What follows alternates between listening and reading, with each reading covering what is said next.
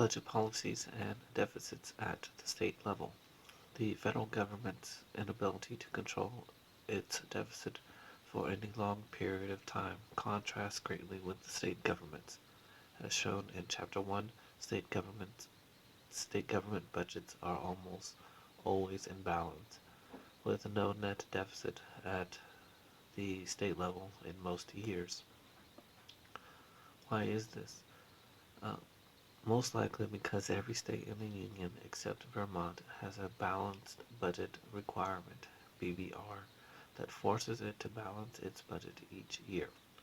Many states adopted these requirements after the deficit-induced banking crisis of the 1840s. Newer states generally adopted balanced budget requirements soon after admission into the Union. As a result, all existing balanced budget requirements have been in place since at least 1970.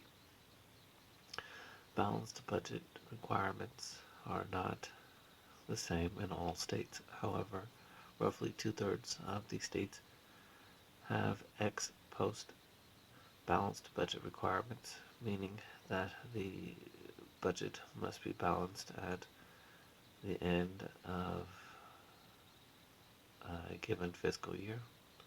One-third have ex ante BBRs, meaning that either the governor must submit what is supposed to be a balanced budget, the legislature must pass a balanced budget, or both. A number of studies have found that only ex post balanced budget requirements are fully effective in restraining states from running deficits. Ex ante balanced budget requirements are easier to evade, for example, through rosy predictions about the budget situation at the start of the year. These studies find that when states are subject to negative shocks to their budgets, such as a recession that causes a state's tax revenues to fall, the states with the stronger ex post balanced budget requirements are much more likely to meet those shocks by cutting spending than are states with the weaker ex ante balanced budget requirements.